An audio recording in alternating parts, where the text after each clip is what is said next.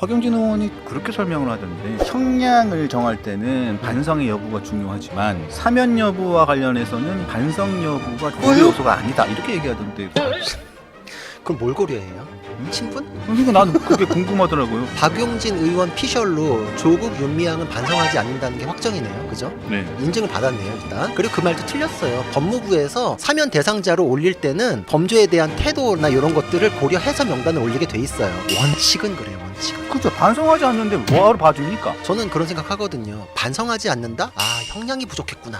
반성하지 않는데도 사면 대상이 될 수 있다? 그럼 온갖 우리 이름도 아는 흉악 범죄자들도 다 있는데 그럼 뭐가 달라요?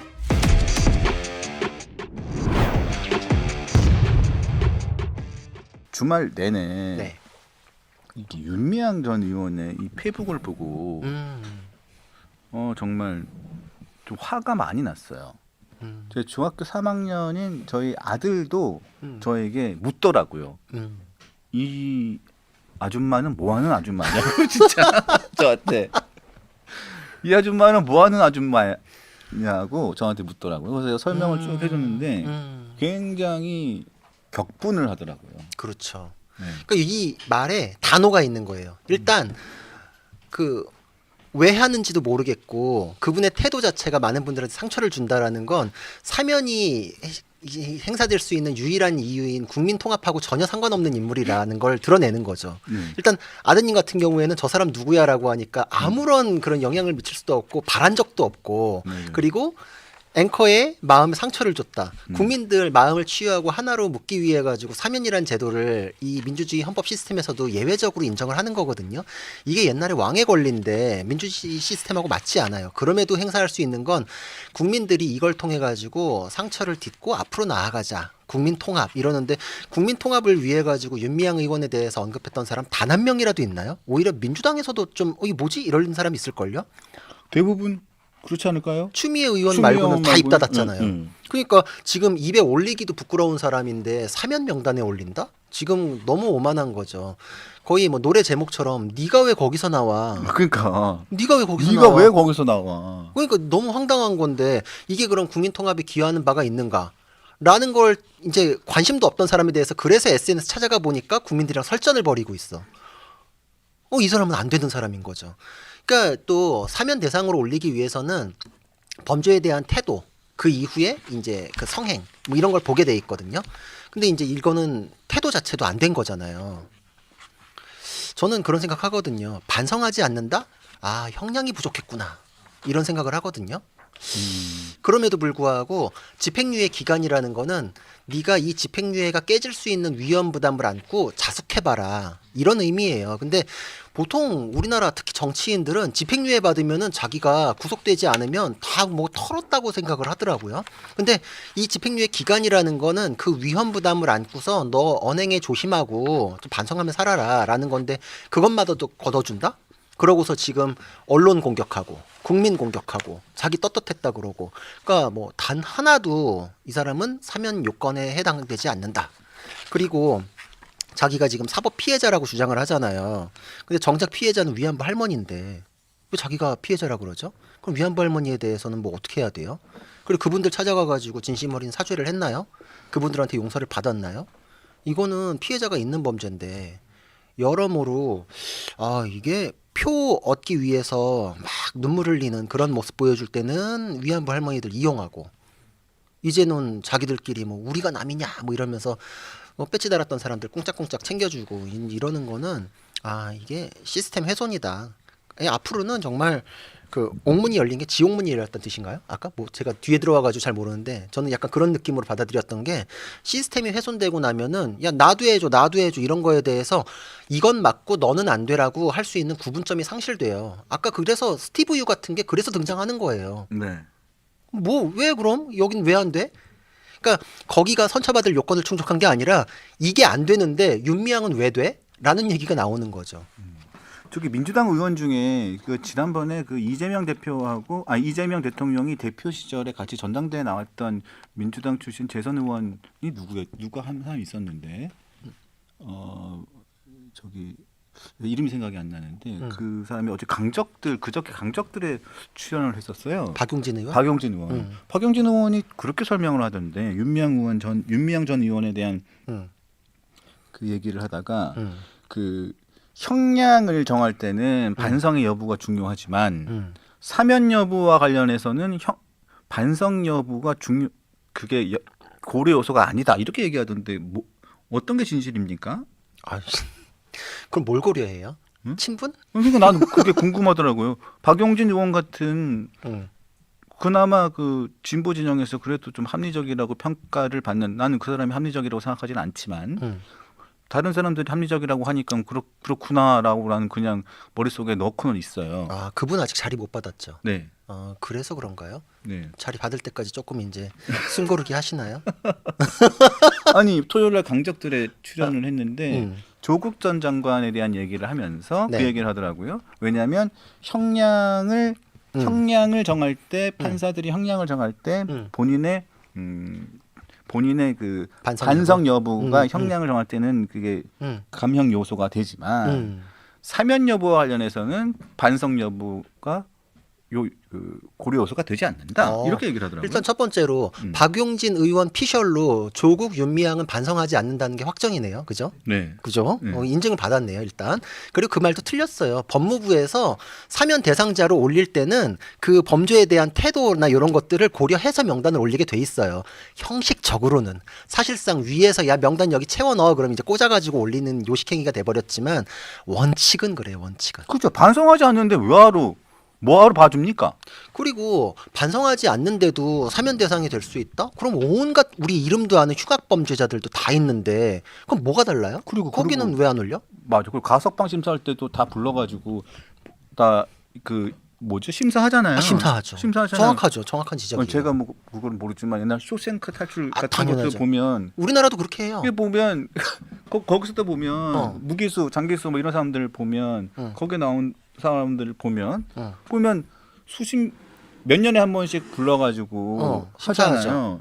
맞죠? 아, 거기서도 모건 프리먼이 계속 심사받잖아요. 근데 맨 마지막엔 거의 포기하고 난 다음에 막 안 난리치잖아. 나가도 된다고. 막 화내니까 오히려 내보내잖아. 그다음에 어플라이 딱 하잖아. 그걸 따라했구나. 네. 오히려 적반하장으로 해야 더 유리하다고 생각했나 네. 보구나. 그런 건가? 정말. 모건 프리먼이 그렇게 근데 했는데 이거는 그냥 농담으로 얘기했지만 그 영화에서 모건 프리먼은 수십 년 살았어요. 엄청 살았죠. 그러고 나간 거예요. 이거랑 또 엄청 달라요. 뭐 2년 징역 2년을 받았는데 8개월 만에 나가는 사람도 있어요. 그러니까요. 조국 씨. 근데 이게 정말 문제가 한두 개가 아닌 게 이게 무슨 뭐 입시비리 풀세트로 풀어주기로 작정을 한 게 아니 정경심 교수 같은 경우에는 정치인도 아니잖아요. 일단 입시비리를 사면한다는 것도 말이 안 되지만 조국이라는 정치인이 지지세가 있으니 그걸 고려하겠다는 정치공학이 작동을 했다. 아, 민주당이랑 조국혁신당이 꽁짝꽁짝 저러는 거 있구나라고 해석이라도 되는데 그 사람의 부인은 뭐 당적을 가졌던 것도 아니고 정치인도 아니었던 사람에 대해서 그 당시에도 그런 지적했었거든요. 저도. 아니 우리가 정경심이란 사람을 뭐 언제부터 알았다고 정경심 사랑해요 이러면서 시위대가 나오냐. 그랬는데 그때 그랬잖아요. 맞아요. 그때 그랬잖아요. 근데 그거의 연장선상에서 이제는 부인까지 풀어주면은 조국하고 연대가 잘 되나? 뭐죠 이거는? 입시비리에 대해서 언제부터 우리나라가 이렇게 관대했죠? 그러니까, 아니 근데 사람들이 전 진짜 궁금한 게 그 걱정되는 게 그런 게 있어요. 2019년, 2020년 그 당시에 그 여러 국민들, 또 학부모들 그리고 그 당시에 입시했던 친구들 그리고 그때 대학을 다니고 있던 친구들 정말 가슴 속에 큰 상처를 안겼던 사건이에요.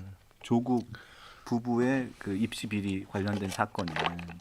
그런데 그때 본인들이 입시를 그 당시에 시즌이 아니고 그때 그 상황이 아니었다고 해가지고 본인들이 직접 겪은 일이 아니라고 해가지고 그게 자기들 일이 아니라고 생각하면 안 돼요. 그럼요. 지금 입시를 겪고 있는 사람들, 이제 앞으로 겪을 사람들, 겪어야 되는 부모들 다 대상자들이에요. 근데 어떻게 그 공정이라는 가치를 정말로 극명하게 훼손한 이 조국 부부에 대해서 어떻게 이걸 용서하고 이게 어찌 정치적인 사건이라고 치환해가지고 이거를 그냥 넘어갈 수 있다고 하고 이걸 사면해주고 다 이걸 넘어가고 용서를 하자고 하는 거죠? 그러니까요. 이건 정치적인 사건이 아니에요. 아니죠.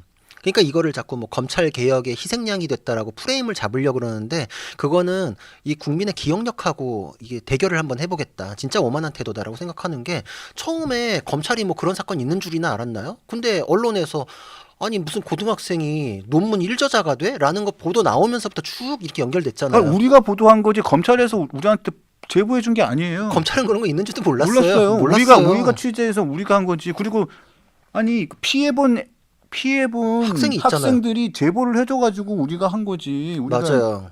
우리 언론들이 취재를 한 거지. 그러다 보니까 보도가 나가니까 사실은 이런 것도 의혹이 있는 것 같아요. 그 제보가 들어오니까 우리가 또 취재를 해보니까 이것도 이런 것도 있었네. 그렇게 해서 일이 커진 거지. 그런데 하다 보니까 뭐야? 고등학교만 있는 게 아니야? 대학도 있었어. 의정원원도 이렇게 갔었어. 아니 조민뿐만 아니야. 아들도 있었어. 아들도 있었어. 이게 이렇게 커진 거예요. 그러니까요. 근데 그게 지금 뭐 그게 왜 우리가 검찰이 지시받고 있어? 아니잖아요. 아니죠. 그리고 이제 한번 따져볼까요? 그리고 그것 때문에 뭐 처벌을 너무 세게 받은 거 아니냐라는 주장도 해요. 그 뭐 가족이 멸문지화를 당했네 어쩌네 이런 얘기 하는데 그 이유는 뭐였냐? 조국 대표가 인정을 안 했기 때문에 그래요. 만약에 자기가 인정했으면 수사가 그 정도에서 멈췄을 것이고 보통은 그러면은 가장이 안고 가겠다 그러면은 부인이랑 딸이랑은 선처 받았을 거예요. 저는 그래서 그때 많이 얘기했어요. 조국 장관이 자기가 이 정도 선에서 인정을 하면 수사도 적당선에서 멈출 것이고 조민은 기소유예가 될 거다라고 얘기했는데 끝까지 다 아니라 그러니까 그럼 어떻게 해요? 검찰에서는 우리가 여기서 수사를 멈추면 저쪽에서 아니라 그러는데 재판 가가지고 증거 불충분될 우려가 있으니 증거를 더 찾아야 될 거 아니에요. 찾아야죠. 그러니까 증거를 찾아야 되니까 그거는 수사가 더 진행될 수밖에 없죠. 아니라니까. 그래서 입증해가지고 맞았잖아요. 그리고 그래서 장관직을 중간에 장관 후보직을 사퇴를 했으면 그냥 그 선에서 멈췄을 거예요. 본인이 구태여 장관 하겠다고. 그래서 됐죠. 그렇죠. 그런 다음에 장관직도 한 한 달 달. 정도 했나? 끝까지 갔잖아요. 그리고 그 이후에도 수사 과정에서 다 부인했잖아요. 다 부인했죠. 그러니까 그때까지는 수사가 진행될 수밖에 없는 거고 진행이 되게끔 자기가 했죠. 그리고 또 이제 여기서 특이한 거는 보통은 뭐 요새 남녀 평등이라 그러지만 보통 관념상으로는 가장이 안고 가거든요. 근데 부인이 먼저 안고 갔어. 그래서 이제 4년을 받았잖아요. 그래서 조국 대표는 사실 2년이 나온 거는 형량에서 고려를 받은 거예요. 그렇죠. 부인이 들어갔으니까. 그러니까 그래서 고려를 받았고 그때 부인이 들어가 있다는 것 때문에 구속영장도 기각돼가지고 안 들어갔잖아요. 들어갔잖아요. 그러니까 조국 대표의 형량이 강하다라고 얘기할 수 없어요. 왜냐? 우리 뭐 숙명여고 사건 이런 거 알잖아요. 그 형벌이 더 높았어요. 더 높았죠. 거기 근데 조국 대표는 뭐 감찰 무마까지 플러스돼 있고 막 이랬잖아요. 근데 지금 와서 뭘 대단했다고 독립운동했습니까? 그리고 지금 와가지고 3분의 1 형기도 안 채웠는데 무슨 뭐 개선 장군처럼 독립운동가처럼 뭘 잘했다고. 그래서 저는 이게 그 어떤 광풍이 휩쓸고 지나갈 때 원칙이 힘이 훼손되는 상황이구나. 예전에는 그 시스템상으로 도저히 막 아무리 선동을 해도 뚫고 들어갈 수 없는 영역들이 있었고 그게 우리의 사회를 질서를 유지를 했었거든요. 근데 뭐 맨날 국민주권 이러는 게 그 시스템을 허물고 그 위에 올라서겠다는 뜻이에요. 사실상 우리 어떤 세력이 막 다수다 우리가 다수다 이랬을 경우에는 절차 원칙 따지는 게 되게 뭐 한가한 얘기처럼 돼버리잖아요. 그러니까 지금 다 밀어붙여가지고 질서가 흐트러졌을 때 이때 원하는 거 다 해버리자. 어차피 조국에 대한 사면은 지난 대선 때 서로 선거 연합을 했었기 때문에 청구서는 계속 들어올 상황이었고 그러면은 많은 분들이 그랬어요. 이게 정말 대상도 아니고 옳지도 않다. 그러나 이번인지 12월인지 요 정도 문제일 것이다. 정치공학적으로. 민주당이나 이재명 대통령은 그렇게 여길 것이다라고 했었는데 나중에 지지율 빠질 때 직격탄 돼가지고서 아예 꼬꾸라지느니 지금 힘 있을 때 밀어붙이자. 이게 진짜 사람 더 우습게 만드는 거죠. 우습게 보는 거죠. 이해를 구하는 것보다 저질러 놓고서 용서받는 게 낫겠지. 난 이 이후에 특검으로 뭐 보여줄 것도 많고 에이펙이나 이런 거 쇼할 것도 있으니 뭐 니들이 어쩔 거야. 뭐 이런 마음이면 정말 그게 오만하고 국민을 설득하고 이해를 구해야 되는 대상으로 보지 않는 게 아닌가 그런 생각이 드는 거죠. 이 입시 비리는 진짜 국민들에게 영린이에요, 영린. 왜냐면 저 같은 경우도 큰애가 중3이고 이제 고등학교를 가야 되고 좀 있으면 대학을 가야 되는데 저는 진짜 제 아이들이 이런 다른 누군가가 이런 비리를 저질러 가지고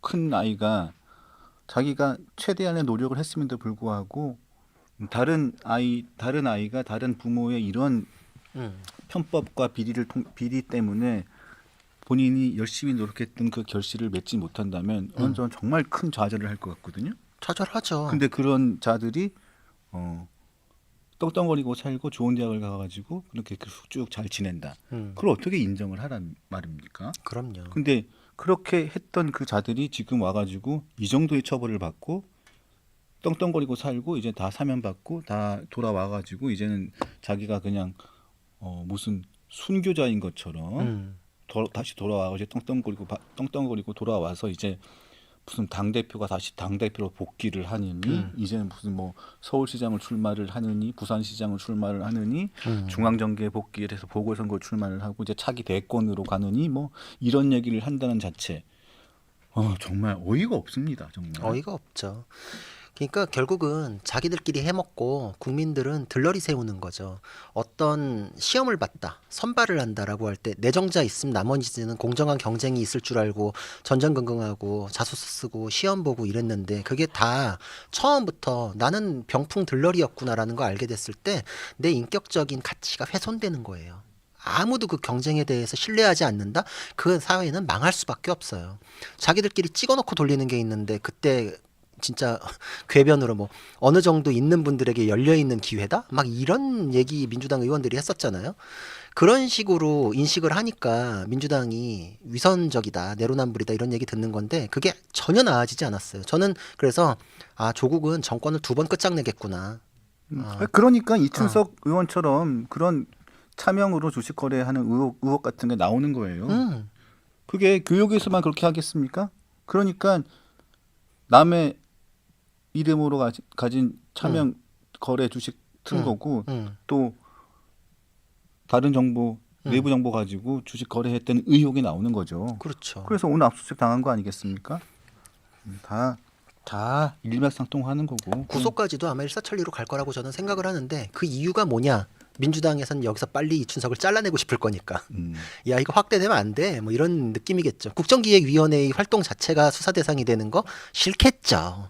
그 안에서 정보가 어떻게 공유됐는지 이춘석이 어떤 정보를 가지고서 투자했는지가 핵심인데 거기까지 번지는 게 싫겠죠. 그래서 정말 야 이게 부패의 온상이구나 이런 생각을 하는 게 그 미드 중에 하우스 오브 카드라는 미드가 있거든요. 거기 대사 맞아요. 중에 그런 게 있어.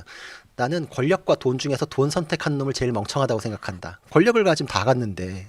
라고 진짜 이춘석 씨는 다 가지려고 했던 거구나. 정말 뭐 어디까지 정보 어떻게 습득하셨는지 압수수색 과정에서 이제 고스란히 나올 텐데 진짜 그 보좌관도 마음이 미묘할 것 같아요. 지금 이제 법적으로는 공범이거든요.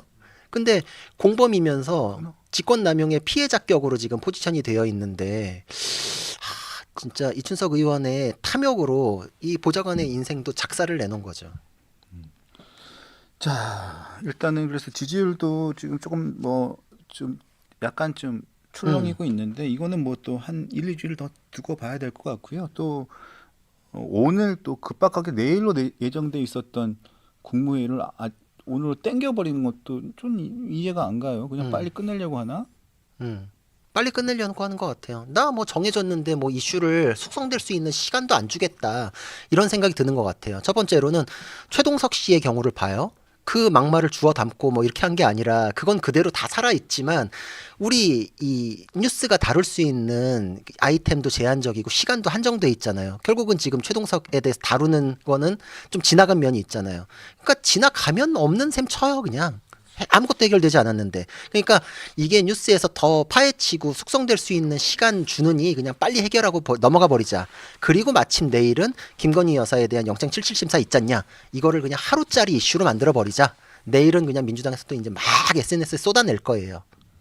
그렇게 그렇죠. 넘어가겠죠. 네. 그렇게 내일은 하겠죠. 뭐 김건희 여사의 그 구속영장 청구로 그냥 도배를 해버리겠죠. 네. 그러니까 민주당에서는 지금 그러는 거예요.